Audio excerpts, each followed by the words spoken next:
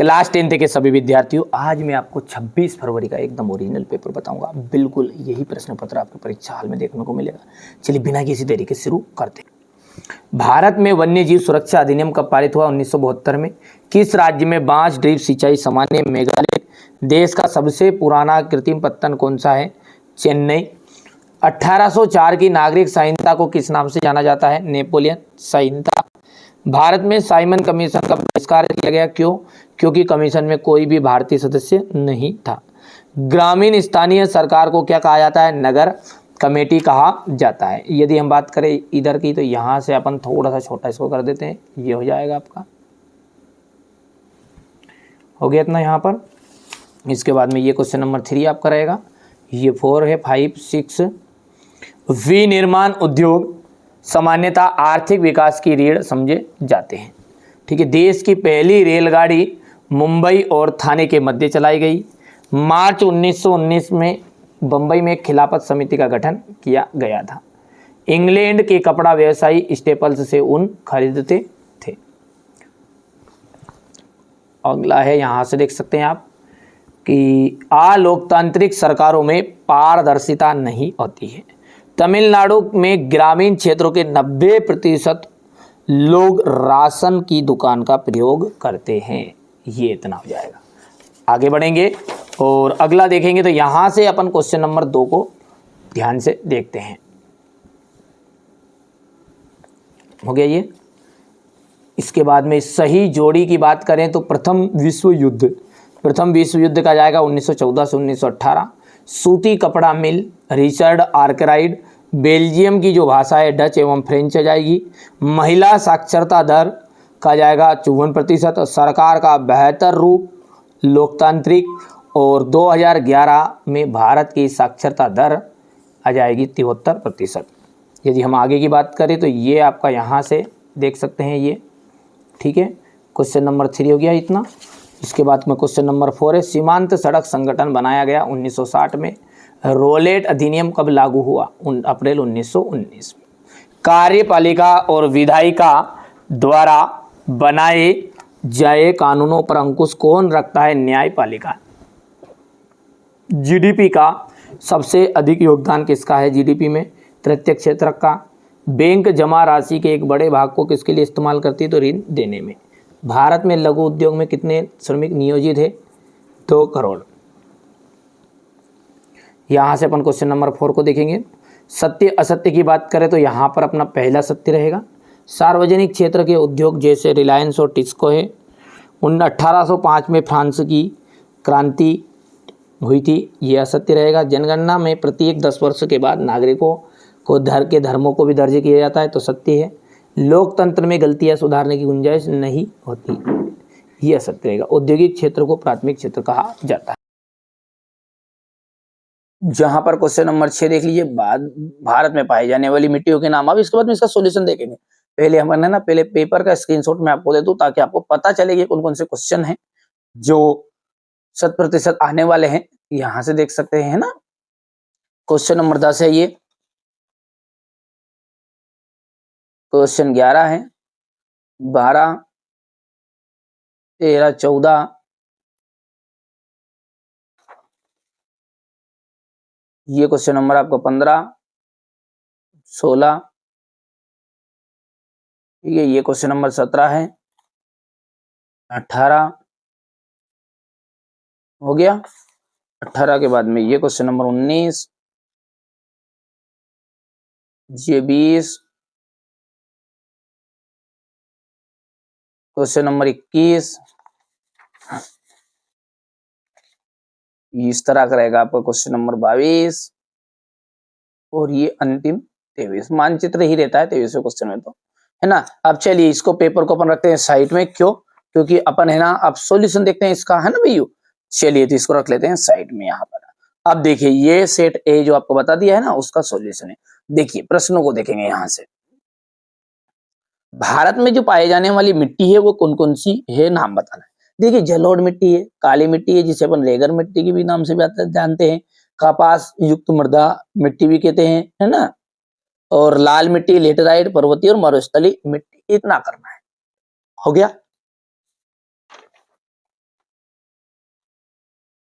बांगर और खादर मृदाओं के बीच में अंतर आपको बताना है। तो देखिए बहुत ही सिंपल है। बांगर जो अपन कहेंगे, बांगर, बांगर यानी कि पुरानी जलोढ़ है। दोनों ही क्या है? जलोढ़ मिट्टी ही है। दोनों क्या है? अपनी जलोढ़ मिट्टी है। और जलोढ़ मिट्टी में ये जो बांगर है ना, आपने सुना होगा, एक सीमेंट में भी बोलता है बांगर, ठीक है, सीमेंट है ना भैया। तो बांगर का मतलब होता है पुरानी, है ना। तो पुरानी जलोढ़ इसको कहते हैं, और नवीन जलोढ़ किसे कहते हैं? अपन खादर को। समझ में आ रही बात नहीं? अब ये जो पुरानी है तो इसके मिट्टी के कण मोटे होते हैं और इसके कण थोड़े पतले होते हैं। शब्दों को ध्यान में रखना, आप तो सारी चीजें समझ में आएगी आएगी।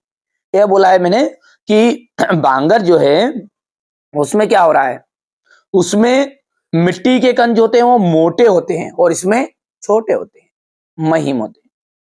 अब सीधी सी बात है, पुरानी जो है ना वो थोड़ी सी कम उपजाऊ रहेगी, है ना। तो पुराना जो माल हो वो थोड़ा सा घिसता जाता, नया नया रहता तो थोड़ा दम टेकता है। ये कम उपजाऊ होता है, ये अधिक उपजाऊ होता है। ये थोड़ी सी ऊंचाई पर है। अब ये नई नई बनी तो ये नई किसके कारण बनी? बाढ़ के कारण बनी, है ना। एक स्थान से दूसरे स्थान पर मिट्टी का परिवर्तन हुआ, बहती हुई गई, उसके कारण बनी। तो ये संपूर्ण मैदान क्या है इसका? बाढ़ का मैदान है। तो देखिए सिंपल सी बात कहूं मैं, एक ही शब्दों में आप समझो, बांगर, पुरानी जलोढ़ मिट्टी को हम बांगर मृदा कहते हैं और नई जलोढ़ मिट्टी को हम खादर। इसमें मिट्टी के कण मोटे होते हैं, इसमें मिट्टी के कण महीन होते हैं। ये कम उपजाऊ होती है, ये अधिक उपजाऊ होती है। ऊंचाई के कारण यहां तक बाढ़ का पानी नहीं पहुंच सकता और ये संपूर्ण बाढ़ का मैदान है। चलिए अब आगे बढ़ते हैं। अब अगला जो क्वेश्चन नंबर 7 है ना, वो है आपका जलोढ़ मिट्टी और काली मिट्टी में अंतर। यदि ये प्रश्न आपसे घुमा भी दे और पूछ ले कि जलोढ़ मिट्टी की विशेषता बताओ और काली मिट्टी की विशेषता बताओ, तो दो ही यही है। देखो गौर से, इस मिट्टी का जो रंग होता है ना वो हल्का भूरा होता है। काली का नाम क्या है? काली, तो भैया काले ही रहेगा, तो सफेद तो नहीं हो जाएगा, है ना। तो जलोढ़ मिट्टी का जो रंग होता है ना वो तो हल्का भूरा रहता है और काली मिट्टी का जो रंग है वो आपका काला होता है। यहां देश की भूमि के 40% भाग पर फैली हुई, कितनी? 40। और सबसे उपजाऊ जो मिट्टी होती है ना वो जलोढ़ मिट्टी ही होती है, ठीक है। तो यहाँ देश की भूमि के 40% भाग तक फैली हुई है और ये 18.5 भाग में फैली हुई। नदियों के द्वारा बहाकर लाई गई मिट्टी को हम जलोढ़ मिट्टी कहते हैं और काली मिट्टी का जो निर्माण है वो ज्वालामुखी उद्गार से निकलने वाले लावा के कारण हुआ है। सिंपल है, ज्यादा कठिन नहीं है। 3 नंबर तक ज्यादा ज्यादा आएगा, ये बढ़िया से कंप्लीट करना है। आगे बढ़ते हैं बेटा। तो अगला जो प्रश्न है वो क्या है? मृदा संरक्षण किसे कहते हैं? देखिए संरक्षण का मतलब होता है सुरक्षा करना। क्या होता है संरक्षण का मतलब? सुरक्षा करना। सीधी सी बात है कि मिट्टी का अपरदन हो रहा है, अब किसे सुरक्षा करोगे? लट तो कोई नहीं मार रहा है इसे, ठीक है। नुकसान हो रहा है, मिट्टी को काट रही है, बह रही है। तो मिट्टी के कटाव बहाव को रोकना ही क्या कहलाता है? अपना मृदा संरक्षण कहलाता है। या फिर अपन सिंपल भाषा में कह सकते हैं कि मृदा के अपरदन या क्षय को रोकना ही क्या कहलाता है? मृदा संरक्षण कहलाता है। अगला प्रश्न देखते हैं। गन्ना जो है वो नगद दाम की फसल है, क्यों? चलिए इसको समझाते हैं, आने वाला ही ये तो है ना।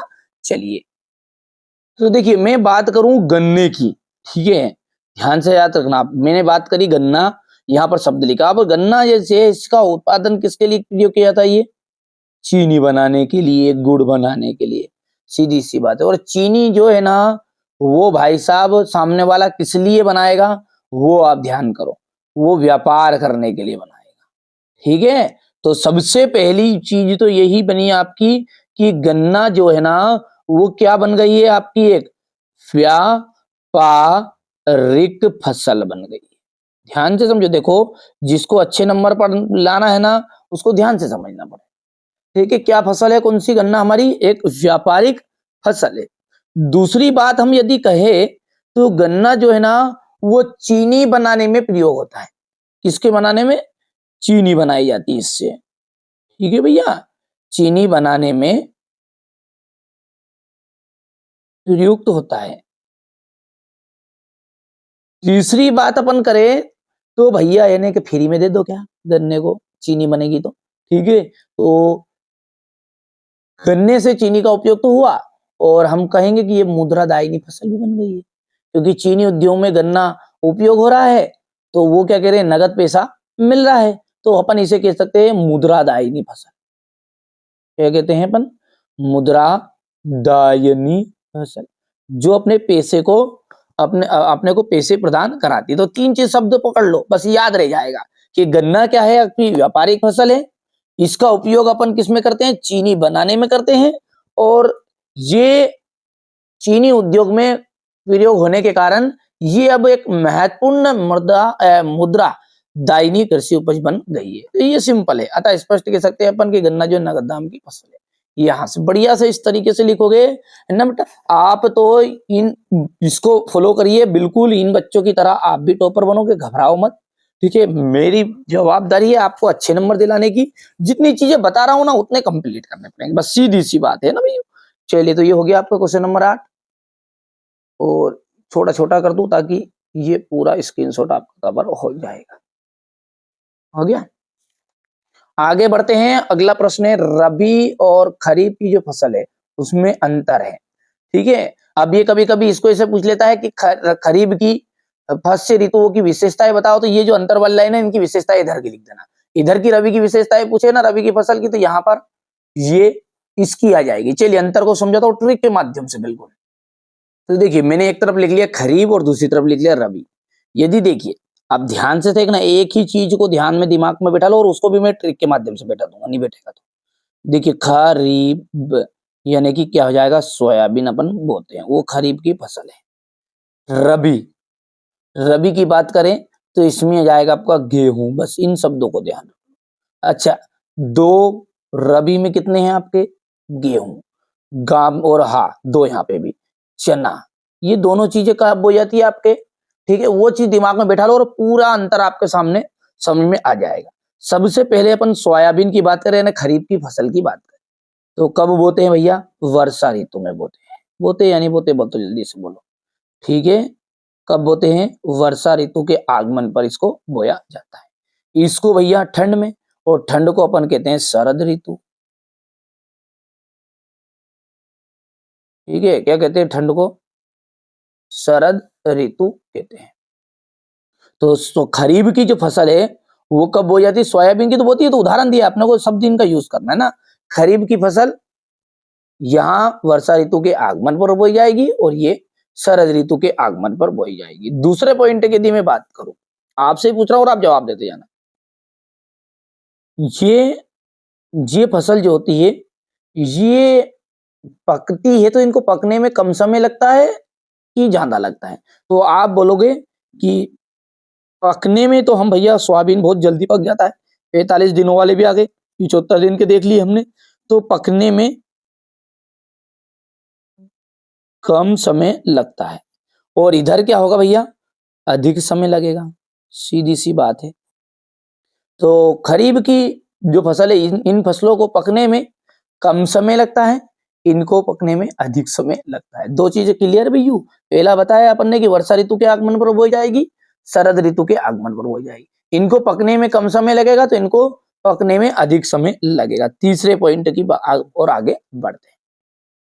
अब जब पकने में कम समय है, तो भाई साहब पैदा क्या फिर वहां 50-30 कुंटल एवरेज दे देगा क्या, नहीं देगा, 5-10-12 इतना तक। और गेहूं 25 से 30 तक, कहीं कहीं 35 तक भी निकल जाता है, ऐसा नहीं है, ठीक है। तो अपन बोलेंगे कि इनका उत्पादन, पूरा नोट्स भी दूंगा मैं, याद कराने का प्रयास कर रहा हूँ। उत्पादन जो है प्रति हेक्टेयर 2.5 एकड़ का शायद 1 हेक्टेयर होता है, हमारे इधर तो एकड़ चलता है, हाँ, 2.5 एकड़ का 1 हेक्टेयर होता है। तो इनका उत्पादन जो होता है ना, प्रति हेक्टेयर कम होता है। जब कम समय है तो भाई साहब जो चीज लंबे समय तक रहेगी उसका उत्पादन अधिक होगा।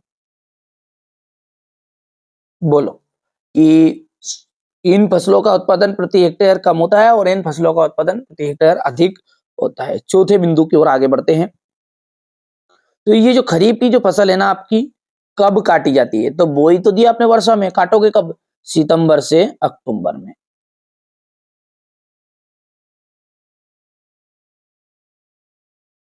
ठीक है भैया।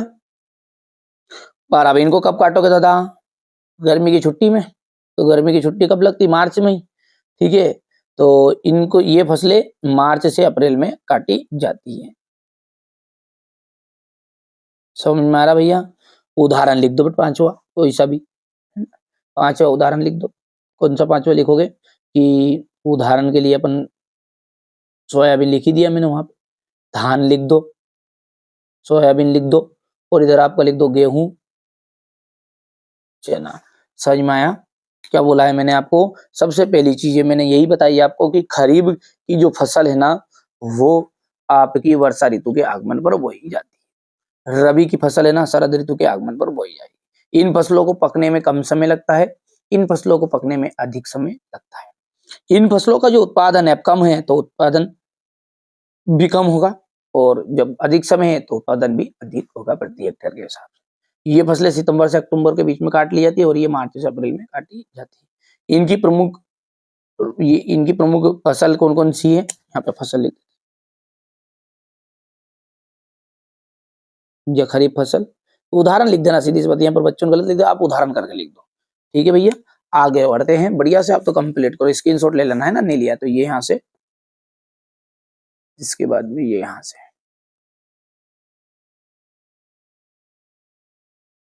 ठीक है, आगे बढ़ते हैं। अब अगला क्या है? विनिर्माण उद्योग क्या है? ठीक है, देखो ये जो आप कागज देख रहे हो, सीधी सी बात, ये कागज किससे बना है आप खुद बताओ।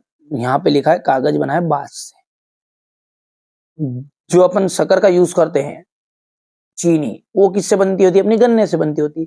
तो हम बात करें कि जो गन्ना था, ठीक है, ये इस गन्ने को इन्होंने मूल्यवान उत्पाद में परिवर्तित कर दिया, और छोटे से 1 किलो गन्ने से बहुत सारी चीनी बनाई जा सकती है ना। ठीक है, थोड़ा सा उल्टा बोल दिया मैंने। जो तो गन्ना होता है ना, मतलब कम भाव का होता है, चीनी होती है ज्यादा भाव की होती है। ठीक है, तो जो गन्ना होता है, 1 कुंटल गन्ने की यदि बात करें अपन, तो 13 किलो उससे चीनी बनती है। अभी रेट में यदि आप देखोगे ना, तो वो गन्ने से ज्यादा रेट की हो गई। ठीक है, 13 किलो तो चीनी बन गई, 30 किलो उससे खोई बनती है, और 5 लीटर सीरा बनता है, और कुल मिलाकर हम यदि मोटे मोटे तौर पे जोड़े ना, तो 1,000 रुपए का माल उससे बनता है। ठीक है, तो ये आपको ध्यान में रखना है। ये बोल रहा है कि कच्चे पदार्थ से को मूल्यवान उत्पाद में परिवर्तित करके अधिक मात्रा में वस्तुओं का निर्माण करते हैं, उत्पादन करते हैं, तो उसे अपन कहते हैं विनिर्माण। सीधी सी बात है कि बांस था, उससे कागज बना लिया है, गन्ने से चीनी बना ली है, ठीक है, और कोई सा दूसरा स्थान जो भी कोई दूसरी चीज है ना, उन सबसे जो दूसरी वस्तुएं बनाती प्रोडक्ट, जैसे अपने चिप्स से, आलू से अपने चिप्स बना ली, ये भी क्या है? विनिर्माण उद्योग के अंतर्गत आएगा। आलू कम रेट का, चिप्स को ऊपर जोड़ोगे तो ज्यादा भाव हो जाएगी। चलिए आगे बढ़ते हैं। स्पष्ट कीजिए कि कृषि और उद्योग किस प्रकार साथ साथ बढ़े। बहुत इंपॉर्टेंट और सिंपल है, सिंपल है। यदि मैं बात करूं आपसे, अब थोड़ा सा इसको ध्यान से समझो, है ना, ताकि आपको समझ में आए। देखिए भारत क्या है? हमारा कृषि प्रधान देश। यदि हम बात करें कि जो कृषि का जो विकास है, कृषि का विकास, अब बात करें कृषि प्रधान तो है, पर जो कृषि किस पे निर्भर है अधिकतर? पूर्ण तरह उद्योगों पे आश्रित है। क्यों उद्योग पे आश्रित है? क्योंकि भाई साहब आज के जमाने में पेट्रोल डीजल, क्योंकि उसमें सारी चीजें मशीनरी से काम हो रहा है, वो सारी चीजें जो आपके कीटनाशक है, लाइट है, ठीक है, तो पानी फेरने के लिए ट्यूबवेल है, ट्रैक्टर है, ये सब कहाँ से बने? ये सब कंपनियों के द्वारा ही तो बनाए गए। ठीक है, तो हम कहेंगे कि आज जो कृषि का जो विकास है, वो पूरी तरह उद्योगों के विकास पे निर्भर है। जितना उद्योग आगे बढ़ेगा उतना ही कृषि बढ़ेगी हमारी, है ना। चलिए, तो कृषि में उर्वरकों, कीटनाशकों, प्लास्टिक, बिजली, डीजल का प्रयोग निरंतर बढ़ता जा रहा है, और जो हमें उद्योगों से ही प्राप्त होता है। समझ में आई बात? तो आपको क्या बोला है मैंने? मैंने ये कहा है कि कृषि प्रधान देश है हमारा भारत। आज जो कृषि का विकास है वो पूरी तरह उद्योगों पर निर्भर हो गया है। कृषि में जो उर्वरकों की आवश्यकता होती है, कीटनाशकों की आवश्यकता होती है, डीजल की, पेट्रोल की, सॉरी पेट्रोल वाले बोल दिया, बिजली की, आदि की जो मांग रहे, मशीन की, मतलब जो भी है अपनी हार्वेस्टर होगी, इन सब की जरूरत रहती है, और जो हमें उद्योगों के द्वारा ही प्राप्त होती है। दूसरी ओर हम कह सकते हैं कि जो उद्योग है, अब उस उद्योग में भाई साहब बनाया क्या? कोई से दो सामान बने, तो वो उद्योग से के लिए कच्चा माल जो है ना, वो कहाँ से मिलेगा? वो तो खेती से ही मिलेगा ना। ठीक है, तो दूसरी ओर हम उद्योगों के लिए कच्चा माल की आवश्यकता होती है, और ये कच्चा माल हमें खेती से ही प्राप्त होता है। ठीक है, ये कच्चा माल हमें खेती से ही प्राप्त होता है, अतः हम कह सकते हैं कृषि हमारे उद्योगों का आधार है। कृषि क्या है? उद्योगों का आधार है। इस प्रकार हम कृषि और उद्योग दोनों को एक दूसरे से अलग नहीं मान सकते, वास्तव में इन दोनों में निकटता का संबंध है। अब आप कहोगे कि भाई साहब है नहीं, अभी डीजल आया तो खेत में से निकल लेके, अरे वो तो छोड़ो, दूसरी चीज तो भाई, दूसरी चीज कौन सी? आपका टमाटर उद्योग हो गया ना, वो रेसिपी आती है ना बहुत सारी टमाटर की, ठीक है, मिर्ची की कंपनी आ गई, तो मिर्ची के वो बनाते हैं पाउडर नहीं, ये कहाँ से बनेंगे? दूध के पाउडर है, ये हमारा खेती बाड़ी से था। आप खेती बाड़ी मतलब माल ढोर जो अपन है वो खेती से पे निर्भर है, तो ये एक दूसरे से रिलेटिव चीज है, यही बोलना चाह रहे हैं कि वास्तव में हम कह सकते हैं कि दोनों में क्या है, निकटता का संबंध है। बहुत सिंपल है, सिंपल सीधी सी बात है कि वो उसके भरोसे, वो उसके भरोसे। एक दो बार पढ़ोगे तो अपने आप समझ में आ भी जाएगा। थोड़ा छोटा कर दूं, एक ही स्क्रीनशॉट में आपका आ जाएगा। यहाँ से हो गया इतना। चलिए आगे बढ़ते हैं और अगला देखते हैं, सीमा सड़क संगठन की स्थापना कब की गई? चलिए इसको थोड़ा समझते हैं। तो देखिए इस तरह की होती है आपकी सीमा सड़क, ये है ना, यहां से देख लीजिए जो बॉर्डर पर होती है, तो ये बॉर्डर वाली जो सड़कें होती है ये सीमा सड़क होती है, और इनकी देखरेख के लिए 7 मई 1960 को 7 मई 1960 को आपको सीमा सड़क संगठन की स्थापना की गई थी। ठीक है, ताकि उत्तरी तथा पूर्वोत्तर क्षेत्र की जो सीमावर्ती इलाके हैं इनमें परिवहन का कार्य समन्वित कर सके, तीव्र विकास कर सके तथा आर्थिक विकास को तेज किया जा सके। ठीक है भैया, इसको कर सकते हैं आप कंप्लीट बढ़िया से, और तथा प्रतिरक्षा संबंधी व्यवस्था को मजबूत बनाया जा सके। तो आप बोल सकते हैं सीधी सी बात है कि सीमा सड़क की स्थापना वर्ष 1960 में की गई थी। यदि कोई तारीख भी पूछ ले तो 7 मई 1960 थी, ताकि उत्तरी तथा पूर्वोत्तर क्षेत्र के सीमावर्ती इलाकों में परिवहन का कार्य समन्वित कर सके, तीव्र विकास कर सके, इस तरीके से लिख देना वाले पॉइंट में भी कि किया जा सके। ठीक है, आर्थिक विकास को तेज किया जा सके और प्रतिरक्षा संबंधी व्यवस्था को मजबूत बनाया जा सके। चलिए अब बात करते हैं आगे के क्वेश्चन की। तो ये देखिए, देश के प्रमुख संचार साधन बताइए। तो दूरदर्शन, रेडियो, समाचार पत्र समूह, प्रेस, सिनेमा आदि, ये हो जाएगा आपका। डिजिटल भारत क्या है? देखिए डिजिटल इंडिया जो है ना वो क्या है आपका, एक तरह का भारत, डिजिटल भारत जो है ज्ञान आधारित परिवर्तन करने का एक विशाल कार्यक्रम, एक तरह का कार्यक्रम है। तो अपन बोलेंगे ज्ञान आधारित परिवर्तन के लिए भारत को तैयार करने के लिए क्या है, ये विशाल कार्यक्रम है। क्या होता है इसमें? डिजिटल भारत कार्यक्रम का जो मुख्य उद्देश्य है वो भारतीय प्रतिभा, फिर से सुनना ध्यान से, इसको याद करो तो ऐसे करना है जो मैं बता रहा हूँ। डिजिटल भारत कार्यक्रम का जो मुख्य उद्देश्य है भारतीय प्रतिभा, सूचना प्रौद्योगिकी बराबर कल का आने वाला भारत में होने वाली परिवर्तन को समझना है तथा तकनीक को केंद्र में रखकर बदलाव करना है। सिंपल है, कर सकते हो, है ना, जी हो गया। तो अगला प्रश्न है इसका अथवा का आपका, कि बंदरगाह और पतन में अंतर। तो यहां से बंदरगाह और पतन में अंतर आप करिएगा, थोड़ा सिंपल है। जलयानों व जहाजों के तट पर आने जाने और ठहरने के स्थान को अपन कहेंगे बंदरगाह। ठीक है, ठहरने के स्थान को अपन कहते हैं बंदरगाह। पतन क्या है? कि वहां अंतरस्थल जो पर जहाज से माल उतारा और चढ़ाया जाता है उसे अपन कहते हैं पतन।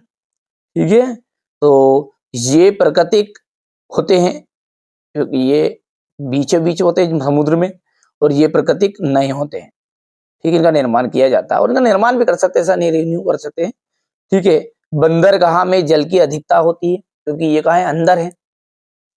ठीक है, पतन का है, जल की गहराई अधिक इसमें नहीं होती, किनारों पर बनाया जाता है।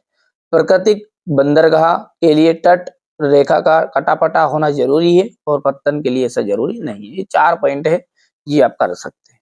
आगे बढ़ते हैं, और कारण ला क्या है, ये अगला अपना प्रश्न है, क्वेश्चन नंबर 12। तो ब्रिटिश सरकार ने क्या किया था, बड़े जो भूस्वामी थे, बड़े बड़े खेती बाड़ी के काश्तकार थे, उनके दबाव के कारण मक्का के आयात पर एक रोक लगा दी थी। कानून के सहारे रोक लगेगी, तो जो कानून के सहारे ये पाबंदी लगाई थी उसे अपन कारण ला के नियम से जानते हैं। अगला है आयात शुल्क। आयात, आयत का मतलब आय जो, ठीक है, निर्यात न्याय जो यानी कि आयात मतलब आएगा जो, तो कोई से भी देश से अपन कोई सी भी वस्तु को हमारे देश में मंगाते हैं तो उसे कहते हैं आयात। शुल्क मतलब होगा टैक्स, उस पे जो पैसे लेंगे। तो आयात शुल्क जो होता है किसी दूसरे राष्ट्र से आने वाली चीजों पर वसूल किया जाने वाला शुल्क होता है। यहाँ कर या टैक्स बोल सकते हैं, शुल्क बोल सकते हैं, उस जगह से लिया जाता है जहां से वस्तु देश में अर्थात सीमा पर, बंदरगाह या हवाई अड्डे पर। हो गया। अगला है इसके में स्पिनिंग जेनी मशीनों पर हमले क्यों किए? ब्रिटेन की महिलाओं ने स्पिनिंग जेनी मशीन पर हमले क्यों किए? तो देखिए, जेम्स हरग्रीव्स द्वारा 1764 में बनाई गई इस मशीन ने कताई की प्रक्रिया को तेज कर दी थी, श्रमिकों की मांग घटा दी थी, क्योंकि एक ही पहिया घुमाने वाला मजदूर बहुत सारी तकलियों को घुमा देता था। मतलब कई धागे बन जाते थे ये, ठीक है, बहुत सारे मजदूरों का काम एक ही मशीन कर रही थी। अब ये कारण क्या हुआ फिर कि बेरोजगारी की आशंका के कारण नए मजदूर जो थे नई प्रौद्योगिकी से चिढ़ते थे। जब उन पर उद्योग में स्पिनिंग जेनी मशीन का प्रयोग किया गया, जब उन उद्योगों में स्पिनिंग जेनी का मशीन शुरू किया गया तो हाथ से ऊन काटने वाली औरतें इस तरह की मशीनों पर हमला करने लगी, ठीक है, क्योंकि उनको बेरोजगारी होने की आशंका थी। जेनी के इस्तेमाल का यहाँ टकराव लंबे समय तक चलता रहा। ये आप यहाँ से स्क्रीनशॉट ले लेना। सेठ हुकुमचंद कौन थे? देखिए, सेठ हुकुमचंद कौन थे? तो 1917 में कोलकाता में देश की पहली जूट मिल लगाने वाले मारवाड़ी व्यवसायी थे, एक तरह के मारवाड़ी व्यवसायी थे जिन्होंने चीन के साथ व्यापार किया था। अगला क्वेश्चन है आपका प्लाटे वेलम और प्लाटेन से क्या आशय है? देखिए, वेलम क्या है? चर्मपत्र या जानवरों की चमड़े से बनी लेखन सतह है। मुद्रित किताबों की सस्ती अश्लील मानने वाले कुलीन वर्गों और भिक्षु संघों के लिए छपी गई किताबों के विलासी संस्करण अभी तो बेशकीमती वेलम या पत्र पर ही छपते थे। ये वेलम था। लाटेन क्या था? ये आप कर सकते हैं यहाँ से। प्लाटेन का थोड़ी बहुत चीज आप खुद स्वयं भी कर लेना ताकि कम समय में वीडियो बन जाए, इसलिए मैं ऐसा कर रहा हूँ। उल्मा और फतवा से क्या से? इस्लामी कानून और शरिया के जो विद्वान हैं उन्हें अपन उल्मा कहते थे। फतवा जो कानून विद्वान थे ना, वो विद्वान कई की बात को बताते थे, तो वो जो बातें थी वो घोषणा थी, वही क्या कहलाती? फतवा कहती थी। अनिश्चय या असमंजस की स्थिति में इस्लामी कानून जानने वाले विद्वान सामान्यतः मुफ्ती के द्वारा की गई वैधानिक घोषणा, जो बात वो कहते थे उस घोषणा को कहते थे फतवा। त्रिपिटिका कोरियाना क्या है? यहां से देख सकते हैं 13वीं शताब्दी के मध्य त्रिपिटिका कोरियाना वुड ब्लॉक्स मुद्रण के रूप में बौद्ध ग्रंथों का कोरियाई संग्रह। क्या है? कोरियाई संग्रह था बौद्ध ग्रंथों का, ठीक है। इन ग्रंथों का लगभग 80,000 वुड ब्लॉक्स उकेरा गया था और उकेरा गया था। इन्हें 2007 में UNESCO memory of the world में रजिस्टर्ड भी कर दिया गया। अगला है आपका पंचांग तथा गाथा गीत से क्या आशय है? देखिए, चांद सूरज की गति, ज्वार भाटा के समय, लोगों के दैनिक जीवन से जुड़ी हुई अहम जानकारियां जिसके द्वारा अपन कहते हैं उसे अपन वार्षिक पंचांग कहते हैं। पंचांग जो के ना महाराजाओं के पास मिलती है, ठीक है। ये गाथा गीत, गाथा गीत में क्या जाएगा? लोक गीत का ऐतिहासिक आख्यान जिसे गाया या सुनाया जाता है उसे अपन कहते हैं गाथा गीत। अगला है आपका, देख लीजिएगा, प्राथमिक क्षेत्रक, द्वितीय क्षेत्रक और तृतीय क्षेत्रक को उदाहरण से समझाइए। देखिए, प्राथमिक में कुछ भी नहीं है, पशुपालन आएगा, खेती बाड़ी आएगी। जो प्राकृतिक संसाधनों का पर प्रत्यक्ष रूप से आधारित रहेंगे ना, उन्हें अपन कहेंगे प्राथमिक क्षेत्रक। तो ऐसी गतिविधियां जो प्राकृतिक संसाधनों पर प्रत्यक्ष रूप से आधारित होती है, उदाहरण है पशुपालन, कृषि आदि। द्वितीय क्षेत्रक वहां क्षेत्र जिसमें कच्चे माल के को विनिर्माण प्रक्रिया द्वारा अनेक प्रकार के, ये प्रकार है ना, अनेक प्रकार के उत्पादन में बदल दिया जाता है, उसे अपन कहते हैं द्वितीय क्षेत्र। गन्ने से चीनी। तृतीय के अंतर्गत क्या आएगा आपका कि ऐसे इस क्षेत्र की गतिविधियां प्राथमिक क्षेत्र एवं द्वितीय क्षेत्र से भिन्न होती है, ये भौतिक वस्तुओं का उत्पादन नहीं करती, बल्कि ठीक है बल्कि लोगों, सरकार या उद्योगों के लिए सेवाएं क्या जाएगी यहाँ पे, सेवा ये प्रदान करती है। उदाहरण के लिए डॉक्टर हो गया, संचार हो गया, बैंक, शिक्षा आदि। तो ये आपका प्रश्न सोल्व हो चुका है। प्राथमिक क्षेत्रक यहाँ से, ठीक है, ये द्वितीयक क्षेत्रक हो गया और ये तृतीयक क्षेत्रक हो जाएगा। चलिए इसके बाद में इसका अथवा है अधोसंरचना या ज्ञान आधारित समाज समझाइए। दो प्रश्न है, दो प्रश्न अलग अलग पूछ सकता है आपसे दो नंबर में कि अधोसंरचना किसे कहते हैं, ठीक है, ज्ञान आधारित समाज से आप क्या समझते हैं। देखिए, वे सुविधाएं एवं क्रियाएं जो उत्पादन के क्रिया कार्यों में सहायक होती है। वे सुविधाएं या क्रियाएं जो उत्पादन के कार्यों में क्या होगी, सहायक होगी, उन्हें हम कहेंगे अधोसंरचना। जैसे ऊर्जा हो गई है, शिक्षा हो गई, ये सब किसमें आएगी, बांध है, ये आपकी अधोसंरचना में आएगी। दूसरा है ज्ञान आधारित समाज, तो वहां समाज जिसमें सभी क्रियाएं किस पर उपलब्ध हो, ज्ञान के आधार पर उपलब्ध हो। दूरसंचार तकनीक के विस्तार से ज्ञान आधारित समाज की धारणा का विकास हुआ है। सिंपल सिंपल ये छोटे छोटे प्रश्न आप याद कर सकते हो। वैश्वीकरण क्या है, किन उद्योगों पर वैश्वीकरण का बुरा प्रभाव पड़ा। तो दो प्रश्नों को मिलकर एक प्रश्न है, ये अलग अलग आएगा एग्जाम में आएगा, तो कि वैश्वीकरण से आप क्या समझते हैं और किन उद्योगों पर वैश्वीकरण का बुरा प्रभाव पड़ा है। देखिए सबसे पहले वैश्वीकरण देखते हैं। वैश्वीकरण का मतलब यह है कि पूरा जो विश्व है वो मिलकर एक इकाई के रूप में कार्य करे, यानी जो सारी कंपनियां एक देश एक व्यापार की ऐसी प्रक्रिया है जिसके अंतर्गत सभी व्यापारिक क्रियाओं का अंतरराष्ट्रीयकरण हो जाता है तथा वे सब एक इकाई के रूप में कार्य करती है। सिंपल है, क्या बोला है कि यहाँ एक ऐसी प्रक्रिया है जिसके अंतर्गत सभी व्यापारिक क्रियाओं का अंतरराष्ट्रीयकरण हो जाता है और वे एक इकाई के रूप में कार्य करने लगती है। इसे अपन कहते हैं वैश्वीकरण। अगला इसी का टुकड़ा है ये, और प्रश्न अलग आएगा, परीक्षा में आएगा तो ये अलग से ही कि किन उद्योगों पर वैश्वीकरण का बुरा प्रभाव पड़ता है। तो देखिए बैटरी, संधारित्र, ये उत्तर है यहाँ से, तो है ना।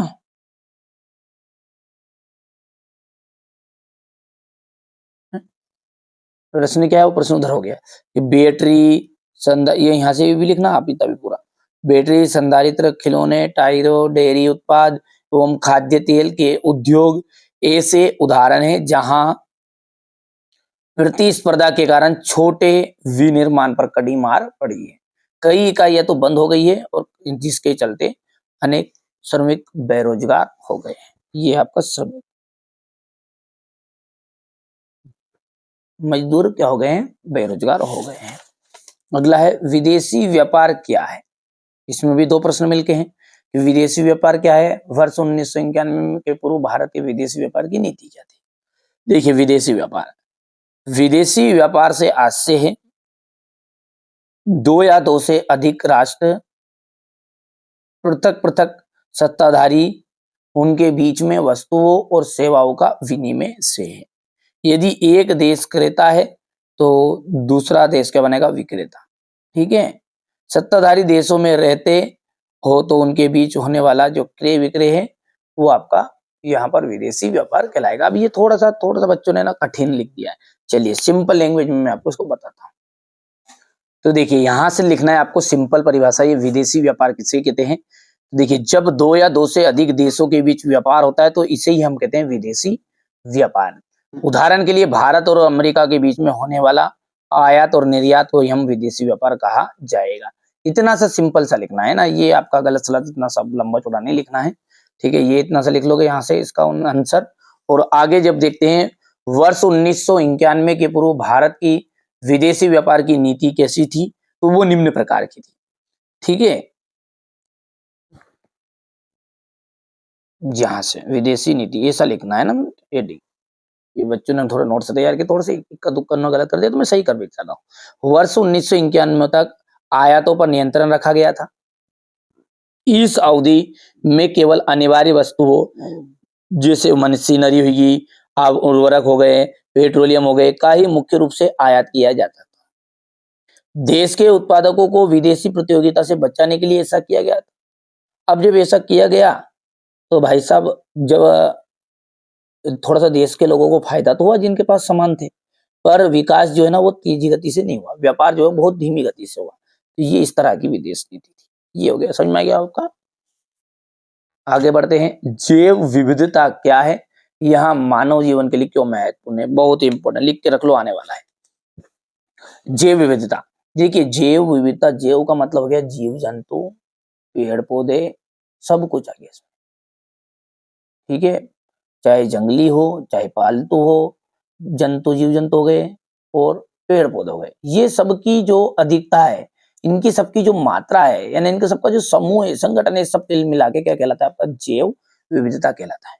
तो किसी भी प्राकृतिक प्रदेश में पाए जाने वाले जंगली तथा पालतू जीव जंतु एवं पेड़ पौधों की प्रजातियों की अधिकता, तो ही हम कहते हैं जैव विविधता। सिंपल है, दो चीजें शामिल है इसमें, केवल जंगली हो चाहे पालतू जीव जंतु हो और पेड़ पौधे हो, दोनों मिलाकर के कहला जाएगा आपकी जैव विविधता। अच्छा, मानव के लिए क्यों महत्वपूर्ण है, मानव और दूसरे जीवधारी एक जटिल पारिस्थितिक तंत्र का निर्माण करते हैं, ठीक है, जिसका अब ये पारिस्थितिक तंत्र का जो निर्माण करते हैं उसमें मनुष्य क्या है, उसका एक मात्र हिस्सा है, मनुष्य नहीं करेगा अकेला, है ना। जब अपनी आवश्यकताओं के लिए प्रत्यक्ष या अप्रत्यक्ष रूप से जीवधारी तथा मनुष्य जो होता है ना, अपनी आवश्यकताओं के लिए प्रत्यक्ष और अप्रत्यक्ष रूप से जीवधारियों पर निर्भर करता है, क्योंकि मानव को जीवित रहने के लिए भोजन की जरूरत है, पानी की जरूरत है और हवा की जरूरत है, और इन्हीं जीव जंतु एवं वनस्पतियों से ये सब कुछ प्राप्त होता है। तो इसलिए हम कह सकते हैं कि अब जैव विविधता हमारे मानव के लिए महत्वपूर्ण है। क्यों है, समझ में आ गया, क्योंकि जैव विविधता में पेड़ पौधे भी आ गए और पेड़ पौधों से हमें फल मिलेगा, भोजन कहाँ से बनाओगे, उस पेड़ पौधों के कारण ही तो बनेगा, ठीक है, चाहे गेहूं तो वो भी पेड़ पौधे में आ गए सारी चीजें, ठीक है, जीव जंतु आ गए, जैसे दूध है तो ये अपने गाय बेचते, इसमें जीव जंतु आ गए, पाल तो कोई भी चीज, ठीक है, कोई सी भी सामान है, तो इन सबकी जरूरत किससे पड़ेगी अपने को, जैव विविधता से। इसलिए अपन कह सकते हैं मानव जीवन के लिए बहुत ही महत्वपूर्ण। यहाँ से हो गया इतना, इसके बाद में ये यहाँ से करना है। क्वेश्चन नंबर जो 19 है, भारत में वनों को कितने वर्गों में बांटा गया है, या फिर आपसे ये प्रश्न अलग अलग भी पूछ सकता है, आरक्षित वन, रक्षित वन और अवर्गीकृत वन किसे कहते हैं। तो भारत में वनों को निम्न वर्गों में बांटा गया है, आरक्षित वन, देश के आधे से ज्यादा वन को आरक्षित वन घोषित किए गए। जहां वन और वन्य प्राणियों के संरक्षण के मूल्यवान की बात कही जाए तो इन्हें बहुत अधिक मूल्यवान माना गया है।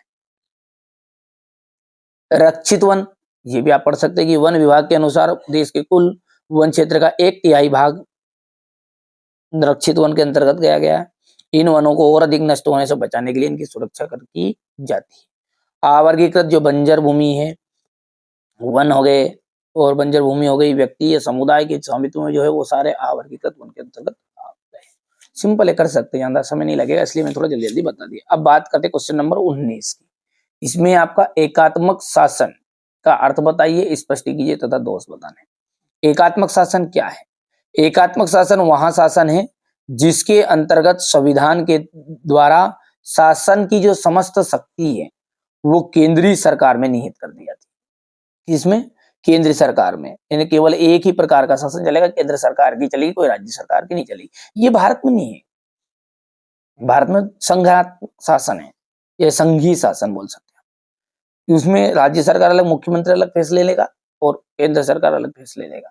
अभी वहां पर क्या होता है, एकात्मक शासन चीन में है जैसे, तो ये वहां पर केवल एक ही व्यक्ति की चलेगी, शासन के टुकड़े तो बटे हैं पर चलेगी किसकी, एक व्यक्ति की। समझ में आगे बात नहीं, जो केंद्र सरकार रही।